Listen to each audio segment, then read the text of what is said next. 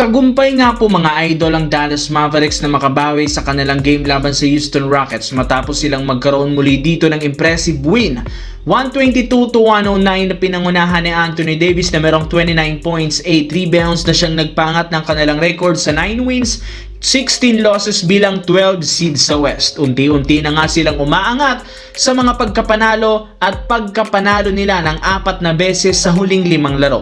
Though natalo at natambakan sila noong nakaranang Thunder, puro rin naman malalakas na team o contender ang kanilang pinabagsak kagaya ng Clippers, Denver, Miami at Houston Rockets. Ibig sabihin mukhang nakakakuha na ang Dallas ng tamang timpla sa kanilang lineup at patuloy na paglakas ng team, which is isang magandang senyales na kakayanin pa nilang umangat sa standings at makahabol sa top 10 ng Western Conference.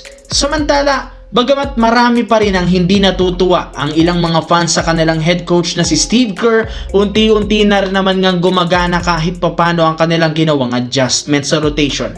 Isa na dyan ay ang pagbangko kay Brandon Podziemski ngayong araw laban sa Cleveland Cavaliers. Mas pinili nga nito gamitin bilang starting guard ang kanilang two-way player na si Pat Spencer, na isang napakagandang desisyon since maayos nga silang nakakagawa ng play at execution sa opensa. Naiiwasan nga nila magkaroon ng walang kwentang turnover na itinala noong parati ni Brandon Podziemski sa kanilang nakalipas na laro. Kung inyong ang matatandaan, kahit napakalaki ng binibigay na playing time ni Coach Steve Kerr kay Podziemski, isa rin naman siya sa mga rason bakit sila natatalo, lalo pat ang kanyang mga ginagawang pagkakamali ang siyang sumisira sa momentum ng kupunan. Kaya tama lamang na pinalitan siya ni Pat Spencer sa kanilang starting lineup at sa rotation. Sa kabilang banda, kumpirmado, wala talagang plano o balak pa ang Los Angeles Lakers na i-trade si Austin Reeves kahit kapalit nito si Giannis Antetokounmpo ng Milwaukee. Pero hindi rin naman ibig sabihin nito na hindi na sila gagawa ng trade o move para mapalakas ang lineup. Ayon sa isang insider, bukas pa rin si Rob Pelinka na magsagawa ng malaking trade.